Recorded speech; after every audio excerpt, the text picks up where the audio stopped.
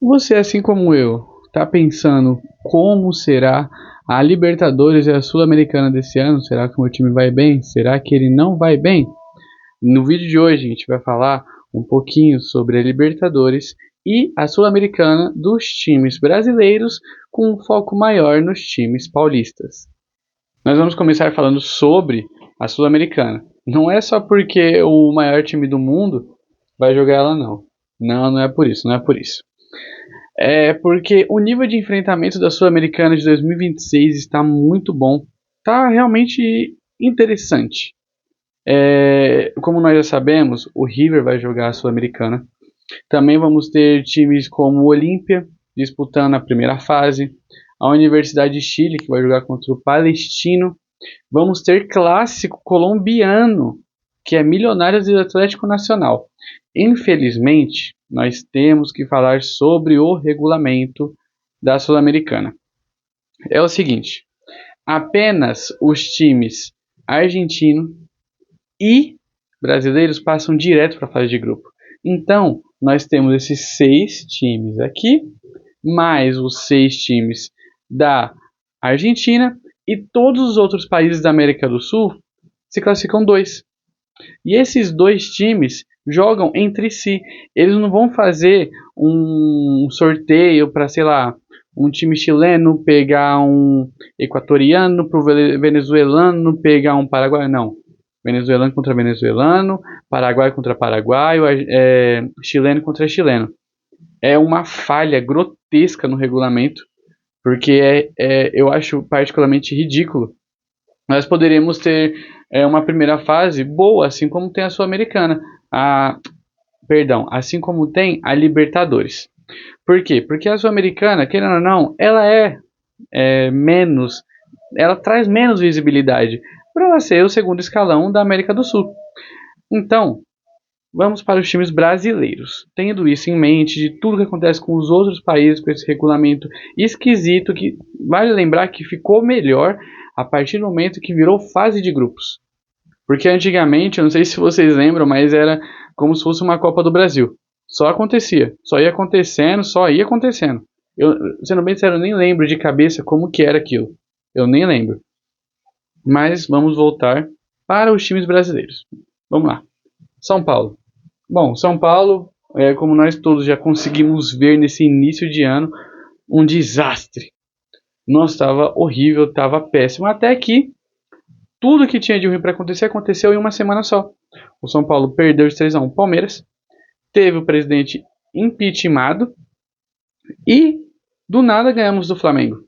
Ganhamos do Santos, empatamos com o Santos, ganhamos do Primavera e agora, recentemente, ganhamos de 2-0 jogando bem contra o Grêmio, em casa no Morumbi.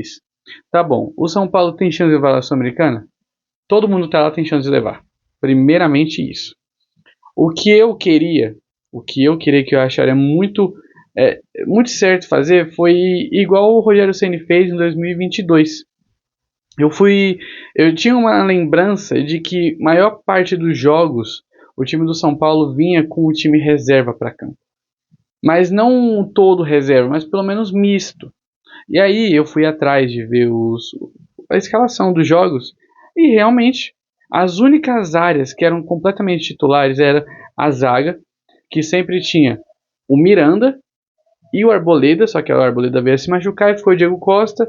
Aí quando saiu o Diego Costa ficava o Léo Pelé, na esquerda o Reinaldo e na direita o Igor Vinícius. Isso só na fase de grupo. Na fase de grupo, porque aí na fase de mata, o Miranda ele veio a se lesionar. Tanto que ele ficou de fora até da final. E aí, né, a gente já sabe o que aconteceu. No meio de campo era sempre muito. O Rogério sempre mexia muito no time. Então, hora tinha o Luan, o mesmo Luan que está hoje na volância do São Paulo, titular. Às vezes ele colocava o Gabi Neves, o do cabelo rosa, vocês devem lembrar dele. Andrés Colorado, que era um cara que veio de empréstimo, um colombiano que veio de empréstimo, jogou pouco, jogou quase nada também pelo São Paulo. E ele ficava rodando o moleque da base. O tempo todo ficava rodando o moleque da base. E isso era bom, deixava o time ganhar mais entrosamento, os reservas jogavam mais, O goleiro titular na época era o Volpi. Aí depois ele começou a jogar as últimas 2, 3 rodadas com o reserva, que na época era o Thiago Couto, que hoje, se eu não me engano, está jogando pelo Sport. E a partir das eliminatórias do mata-mata, ele começou a entrar com o Felipe Alves, que tinha acabado de chegar do Fortaleza, que ele já tinha treinado no Fortaleza, ele conhecia o goleiro. E eu não vou criticar ele, ele realmente foi um bom goleiro pelo São Paulo. Não foi excelente, foi bom. No ataque, não tinha muito do que fugir. Era sempre Caleri e Luciano. Quando não era o Caleri, era o Rigoni. Quando não era o Rigoni, ele inventava alguma coisa. Ah, o Éder, o 500 kg. Também, óbvio, tinha o Patrick também que estava jogando, só que ele era mais pela esquerda e ele não era atacante, ele era meio. Mas ainda assim, eu tinha uma memória muito forte de ser o time reserva, a maior parte do tempo. E que a gente pegou um grupo bem fraco, com Everton de Viña, do Chile, Ayacucho, se eu não me engano. Nem sei de onde que é esse time, eu acho que é esse time. Eu vou deixar aqui o grupo do São Paulo. Eu não lembro o nome desse time específico, mas eu lembro que é o Everton, do Chile, Jorge Wilstermann, e esse time, que eu esqueci, acho que é Ayacucho, não lembro. Dando sequência, nós temos o time do Grêmio. Como eu acabei de falar, o Grêmio levou uma sacolada do São Paulo. Não acompanho o campeonato do Sul. Eu não sei o que está acontecendo, mas eu sei que o nível de enfrentamento é muito baixo. O Grêmio consegue bater em qualquer um lá. Quando você vai jogar contra o Novo Hamburgo, contra o Brasil de Pelotas, contra o próprio Juventude, que não é lá essas coisas, mas se eu não me engano eles conseguiram uma vitória suada com um golaço no final do Monsalve. Não é o Monsalve, não lembro o nome do jogador, mas foi um golaço de fora da área que eles conseguiram arrancar no final do jogo. Então, tipo, os melhores times que tem para você jogar contra são times conhecidos: Internacional, Juventude. Às vezes aparece um Novo Hamburgo, às vezes aparece um Brasil de Pelotas, mas não é nada tão incrível assim que tira o time do eixo. Então é fácil você jogar. O Ipiranga, eu tava lembrando também do Ipiranga, que se eu não me engano eles atropelaram o Ipiranga, se eu não me engano, se não me falha a memória. Grêmio, que assim, se o Luiz Castro não arrumar o meio de campo, que eu conseguia ver pela partida contra o São Paulo, vai dar ruim. O meio de campo do Grêmio é muito frágil, muito frágil. Só tem o Arthur. O resto joga. Não é que joga de qualquer jeito, mas ele não passa segurança. Eu vi o Arthur mais como, obviamente, um camisa 8, não só pela camisa, mas também pela função. Ele estava muito defensivo nesse jogo contra o São Paulo. Eu tenho para mim que um camisa 8 tem que se movimentar, igual, por exemplo, o Marcos Antônio e o Danielzinho se movimentam. Eles têm que comandar o ataque e o meio de campo e um pouquinho da zaga. Ele tem que ficar nisso. Só que o problema é que o Arthur estava preso, estático, como se ele fosse um volante, um camisa 5. Isso não é bom para o Arthur, sendo que ele tem que pensar o jogo. Como ele vai pensar o jogo, pensar o ataque, estando na defesa? Eu acho que isso tirou um pouco do poderio ofensivo do Grêmio durante o jogo. E talvez isso possa tirar também durante o resto da temporada. Se o Luiz Castro não arrumar isso, é um dos técnicos que já vai embora no começo da temporada. Bragantino. Mancini, como sempre, um ótimo treinador para início de temporada. Mancini, Jair Ventura, deixa eu ver um outro. Talvez até o Cuca. Mas o Cuca não querendo, ainda tem uns títulos aí com o Atlético Mineiro, mas eu coloco até o Cuca nessa. Deixa eu ver quem mais. O Luxemburgo, quando estava treinando. Esses são os exemplos que eu tenho agora. Ó. O Seabra, que agora, se eu não me engano, está no Sport. Eu não lembro, acho que ele está no time da Série B, se eu não me engano. Esses treinadores, eles são os treinadores que eu não sei o que acontece. Eles vão muito bem e do nada eles caem de uma queda vertiginosa. Só cai. E é estranho porque o Wagner Mancini, eu acho ele um bom técnico. Mas ele não se mantém. Ele não consegue fazer um time jogar por muito tempo. E sempre culmina num rebaixamento ou numa demissão no meio do trabalho, no meio do ano. E é esquisito, mas tudo bem. Tudo bem não, né? Tudo péssimo. Porque, vendo pelo lado dos torcedores do Bragantino, deve ser frustrante você ter um time que não se preocupa com título, diretoria, para ser mais específico, que não se preocupa com título, com posições na tabela, que apenas quer comprar jogador e revender. Isso é ruim. É ruim, porque, querendo ou não, assim, né, a Red Bull faz isso no mundo inteiro, em todos os times que ela tem para ela. Como o Leipzig, o Salzburg, aquele time, se eu não me engano, da África do Sul, não lembro se é da África do Sul agora. Tem um time também que a Red Bull patrocina na Inglaterra. Não vou lembrar, tá aqui qual é o time. E é a mesma coisa, se eu não me engano é o Leeds United, eu não lembro. Ela só patrocina, se eu não me engano, ela não tem igual no Brasil, que é Red Bull. Então o Bragantino, de novo, vai jogar outra Sul-Americana.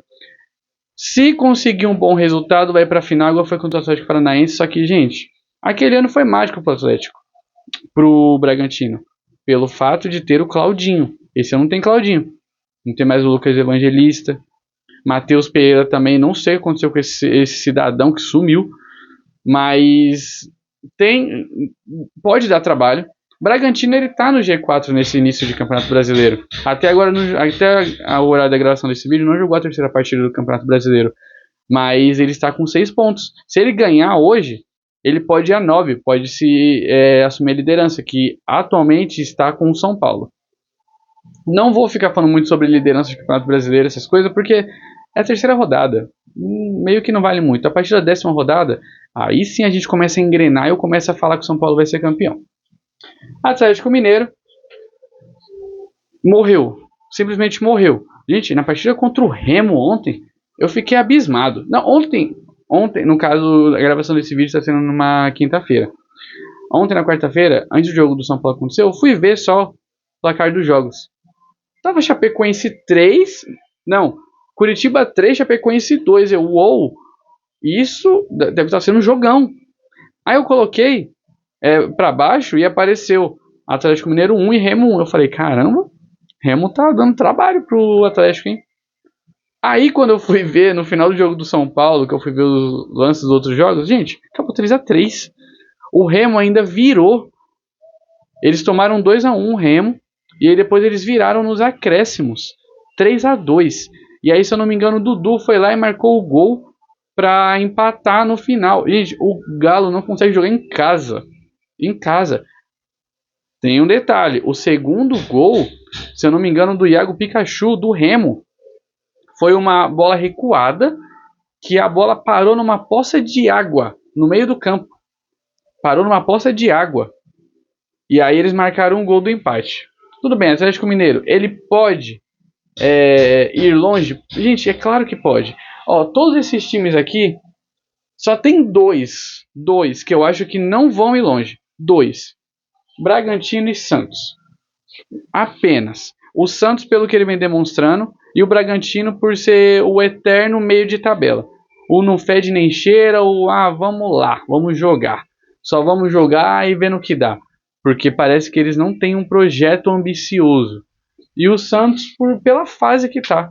Infelizmente não desempenha muito. Mas o Atlético Mineiro, eu acho que tem boa chance. Se for igual ano passado, coitadinho do Atlético Mineiro, né? Porque ano passado já perdeu a final. Mano, eu dei muita risada vendo aquela final. Porque eu fiquei pensando comigo, como que um time consegue ser tão incompetente a ponto de passar chorando pela fase de grupo. Passou chorando na fase de grupo.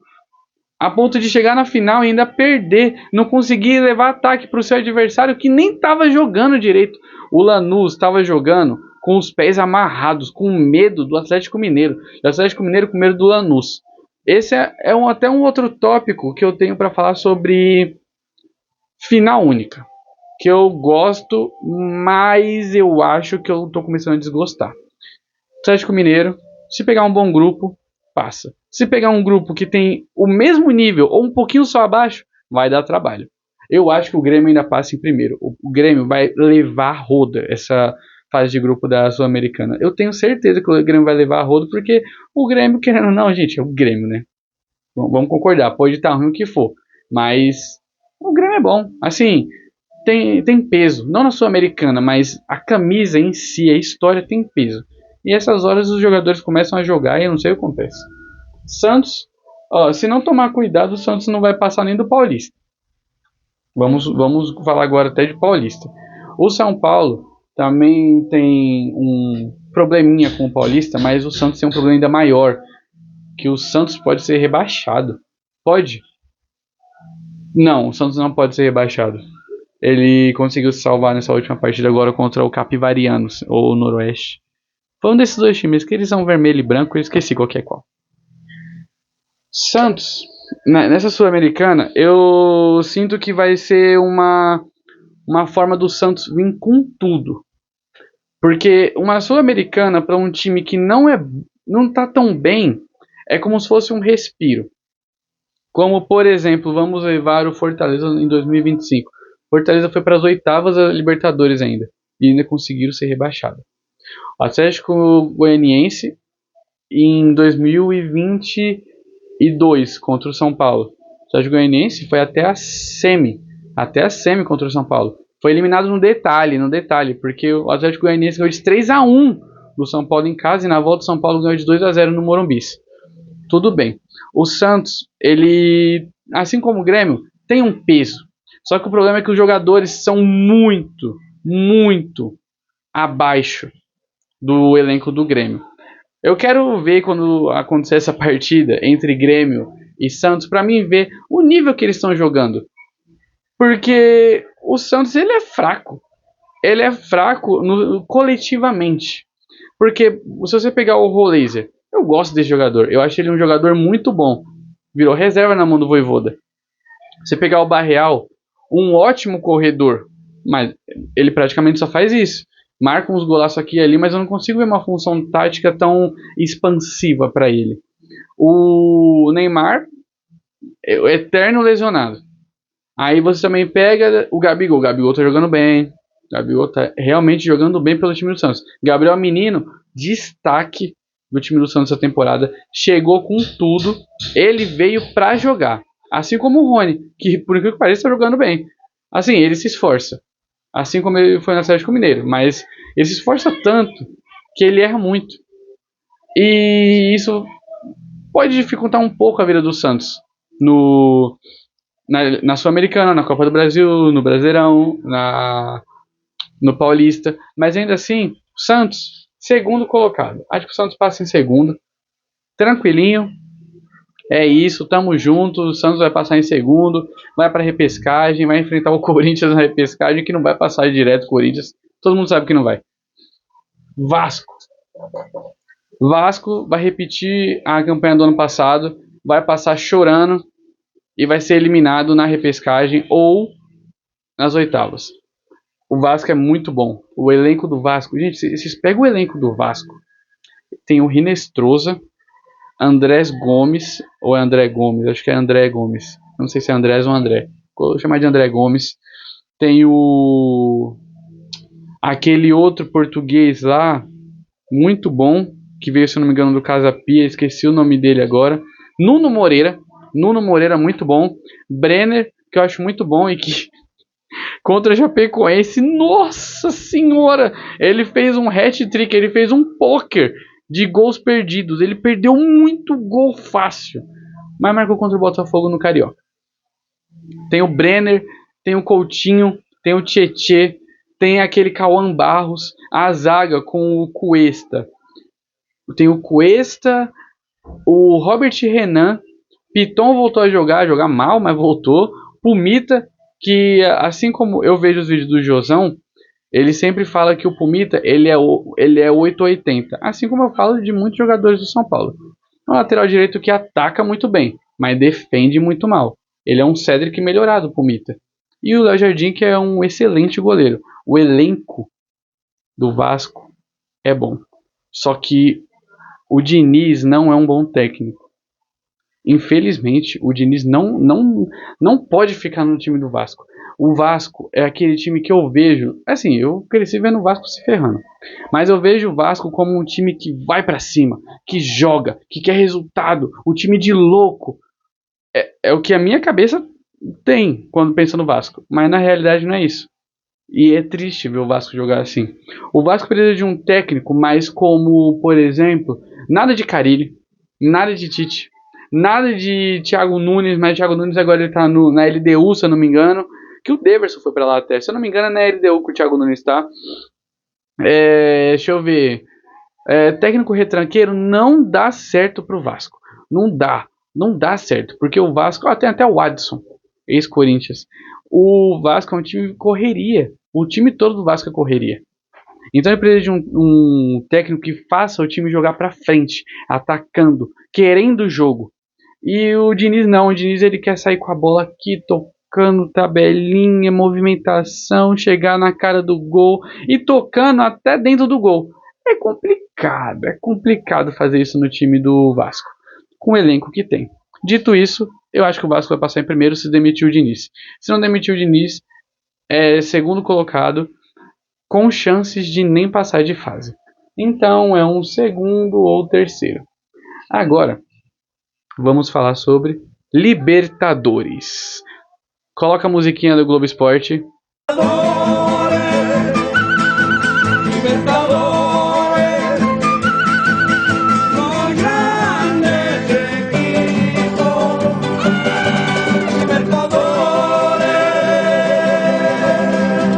Copa Conmebol Libertadores, o campeonato mais importante do continente sul-americano, já está acontecendo.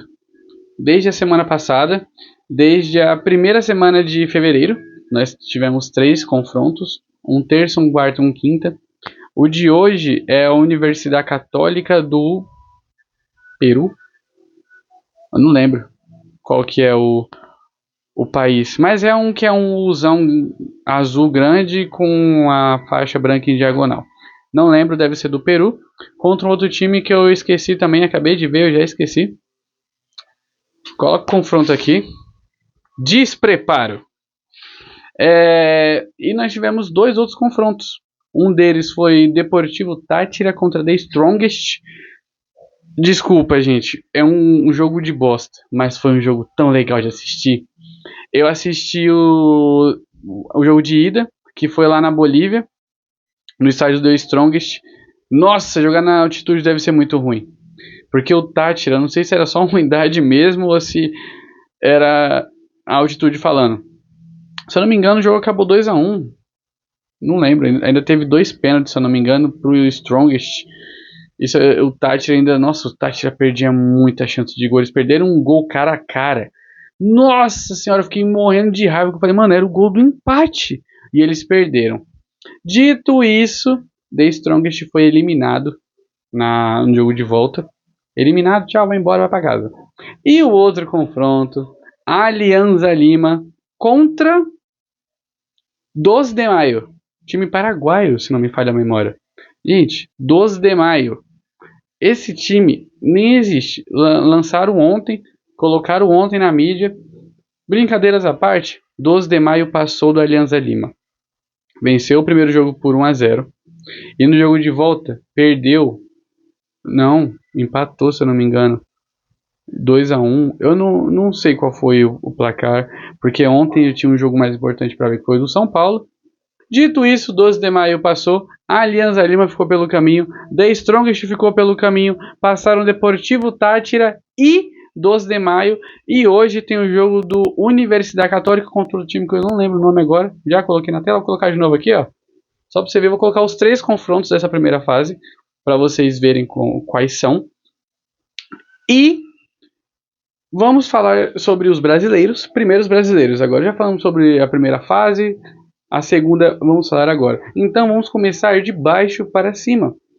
Falando primeiro de Botafogo, que terminou, se eu não me engano, em 7º colocado.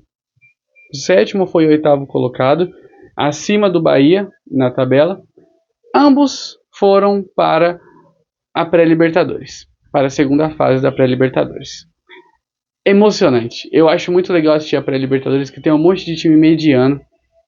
E é muito divertido. Ano passado nós tivemos uma pré-Libertadores com o Corinthians sendo eliminado para o Barcelona de Guayaquil, com o elegantíssimo Segundo Castilho e seus ternos diferenciados.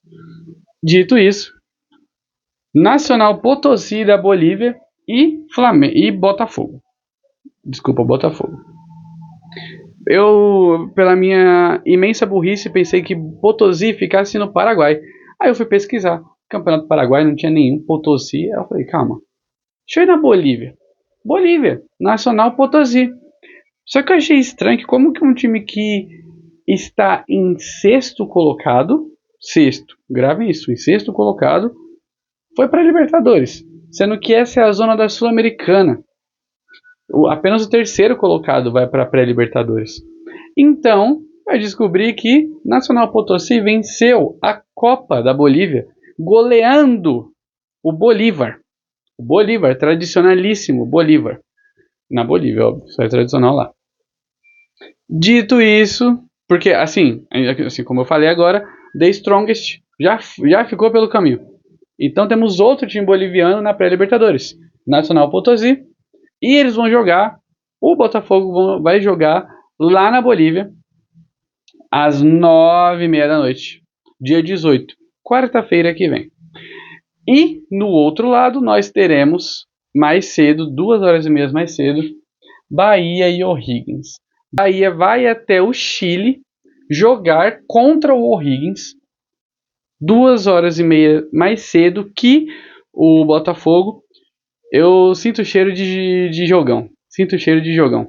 Porque o Rogério Ceni, mano, eu falo isso porque eu sou meio suspeito pra falar de Rogério Ceni, mas eu amo esse cara. Amo esse cara. E eu acho ele um excelente treinador. Então, eu acho que o jogo de ida vai ser um jogo meio assim ainda, vai acabar 1x0, 1x1, vai ser um jogo bem truncado, mas o jogo de volta na Fonte Nova, o Bahia vai passar o carro no O'Higgins, Bahia vai passar de fase. Eu, por enquanto, não vi o chaveamento de quem vai pegar quem na terceira fase da Libertadores, mas eu não quero que seja algo como foi, se eu não me engano, foi no ano retrasado, no ano que o Botafogo foi campeão, que se não me falha a memória, o Botafogo jogou contra o Bragantino, se eu não me engano. Eu achei isso chato, porque assim, não é só porque é Brasil, porque eu ainda tenho muitas críticas ao formato da Libertadores e ao formato da Sul-Americana. Mas eu acho chato você colocar times do mesmo país para se enfrentar. Ah, descarta um e manda embora. Não, deixa os times lá. Qualquer coisa, faz igual eles fizeram uns anos atrás. Se dois times brasileiros caíssem no mesmo grupo, um deles não passava. O que tivesse a pior campanha do grupo não passava. Ia ser muito legal isso. Mas enfim. Bahia e O'Higgins, dia 18, 7 horas da noite. Alerta de jogão. Alerta de jogão. Primeiro porque altitude, muito bom jogo na altitude. Todo time brasileiro passa mal na altitude. E Botafogo, que acabou de perder para o Vasco. Não, acho que o Botafogo joga hoje, até se eu não me engano, no Brasileiro. E o Bahia, que acabou de ganhar do Vasco. Olha que coisa, um perdeu, o outro ganhou do Vasco. Ambos em São Januário. Dito isso, alerta de jogão duplo na noite de quarta-feira da semana que vem. Quarta-feira de carnaval. Teremos jogão. Teremos jogão. Flamengo. Vamos falar. Calma. Acho que vocês preferem que eu fale de baixo para cima ou falar dos piores para os melhores, né? É melhor. Corinthians. Corinthians, campeão da Copa do Brasil. Passou direto. Que triste, né? É a vida. Campeão da Copa do Brasil. Vem jogando um bom futebol nesse começo de ano. Eu acho que passa em segundo. Provavelmente passa em segundo. É igual eu tô falando, dependendo do grupo. Essa Copa Libertadores está sendo teoricamente fácil. Vai ser teoricamente fácil a fase de grupo. Porque a maioria dos bichos papões estão na Sul-Americana. Então sobra o 12 de Maio, sobra o Mirassol, sobra. Eu acho que o San Antonio Bulu Bulu tá na Sul-Americana. Tem o Bolívar também. Tem uma porrada de time esquisito na Libertadores desse ano. Então, assim, o Corinthians tem chance, pô, de passar em pelo menos segundo no grupo. Tem chance de passar em primeiro dependendo do grupo. Porque é aquilo, momento por momento, né? Não vamos falar apenas da história. Porque se fosse por história, São Paulo ia ter 12 Libertadores hoje em dia, né? Mas enfim, Corinthians acho que passa em segundo ou vai para a repescagem da Sul-Americana jogar contra o Santos. Fluminense, o Flusão da Massa, eu sou um fã ácido. É ácido o nome? Eu sou um fã. Eu sou um fã do trabalho do Zubeldia. No São Paulo ele meio assim, né? Mas também, gente, você vai treinar o São Paulo, aí você tem que escolher quem você vai colocar em campo. Você vai colocar o Cédric Soares, ou você vai improvisar um zagueiro de 1,90 m na lateral direita. Fala pra mim. Então, né? O zagueiro tá jogando melhor que o lateral de origem. Então, assim, gostava muito do Zubeldia no São Paulo. Aquele jeito mais, sabe, louco dele. Eu achava interessante. Ele jogava junto com o time. Mas acho que o time não era tão assim pro lado dele. Ele foi pro Rio. Acabou de ganhar a Taça Guanabara com o Fluminense. Muito legal. Parabéns, Luiz Zubeldia. Dito isso, o Fluminense primeiro do grupo. Não interessa quem o Fluminense vai pegar. Fluminense vai ser o primeiro do grupo. Fluminense vai passar o carro no grupo que ele pegar. O nível de enfrentamento dos times brasileiros com os outros times esse ano tá muito desigual. Muito desigual. Agora o Mirassol. Vamos para o Mirassol. Mirassol tem uma noção muito grande de que o Mirassol vai fazer uma campanha mediana. O Mirassol provavelmente vai acabar em segundo colocado. Não tem futebol para ir tão longe. Na verdade, tem. O Guanais é um ótimo técnico. Tá fazendo o Mirassol jogar. O único problema é que perdeu muitas peças importantes. Uma delas foi para o maior time do mundo, São Paulo, Danielzinho. O resto, cada um foi para um canto. Chico da Costa foi para o Cruzeiro. O Gabriel, se eu não me engano, ele foi para o Bolívar. Não, para o Sporting Cristal. Danielzinho e Lucas Ramon foram para o São Paulo. E ficou bons jogadores ainda, assim como o Guanais acabou de elogiar o Negueba, e também contratou outros bons, que é o Lucas Mugni. É interessante, não é um ótimo jogador, mas é um jogador interessante. Acho que briga para ficar em segundo do grupo ou em terceiro. Eu acho que todos os brasileiros vão passar, exceto um. Eu vou chegar nesse exceto um. Mirassol, e eu já cheguei no exceto um. Cruzeirão da Massa. O cabuloso. Cruzeiro não vai passar. É a mesma coisa que eu falei do Vasco da Sul-Americana, é o Cruzeiro na Copa Libertadores. Enquanto não demitir o técnico, o time não vai para frente. Eu sou sim fã de um futebol ofensivo, assim como eu sou fã de um futebol defensivo. Sem uma solidez no ataque, não tem solidez na defesa. Times do Jorge Sampaoli geralmente são sólidos no ataque e não são nada na defesa. Você vai ver um jogo que é 5-0 pró e um 5-0 contra. É a mesma coisa o Vasco do Diniz. É 5-0 pró e 5-0 contra. Ano passado, se não me falha a memória, foi ano passado. Se eu não me engano, o Vasco ganhou de 6-1 ou foi 7-0. Alguma coisa assim, do Santos. Foi jogar contra o São Paulo, perdeu. Então, esses times geralmente, esses estilos de jogo mais retranqueiros ou então um pouco mais, vamos jogar bonito, não vão muito para frente. O Tite não vai para frente. Gente, o Cruzeiro tá na zona do rebaixamento no Brasileiro. Tá jogando mal no Mineiro. E, se eu não me engano, tem chances de ser eliminado já no Campeonato Mineiro. Se eu não me engano, vai entrar agora nas quartas de finais. Já tem chance de ser eliminado.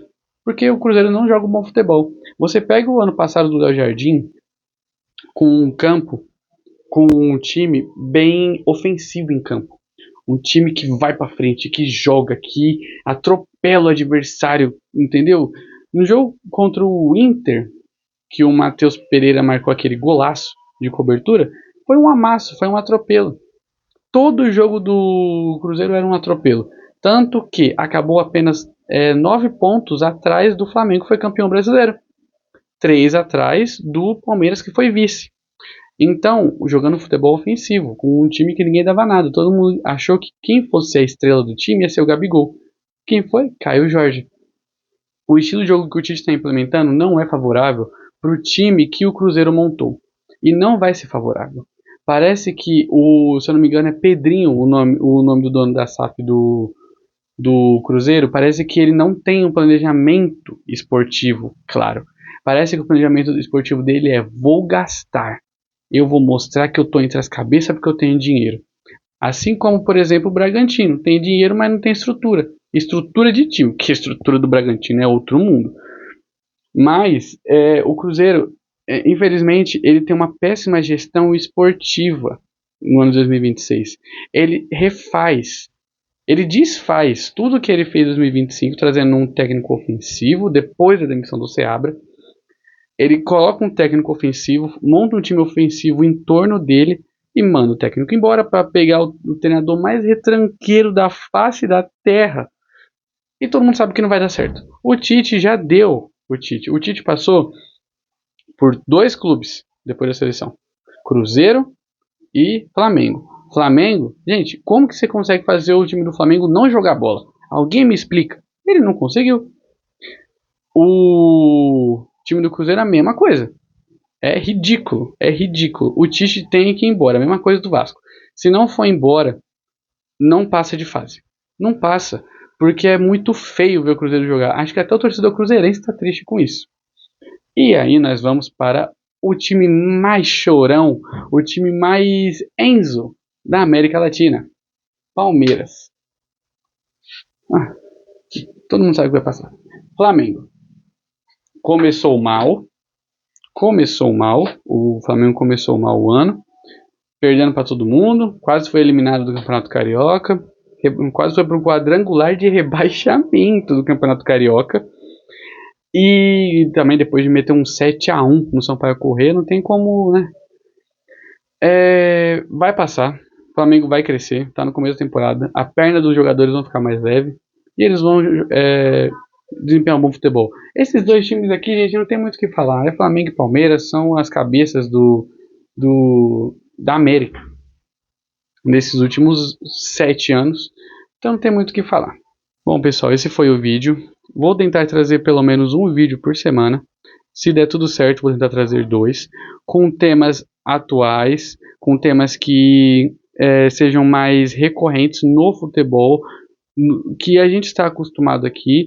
Por exemplo, se eu for trazer alguma coisa sobre Champions League, vou trazer mais sobre os times como o PSG ou como o Arsenal, que estão mais na mídia, que não fuja tanto do nosso tema, que não fuja tanto da nossa realidade, digamos assim, do nosso centro.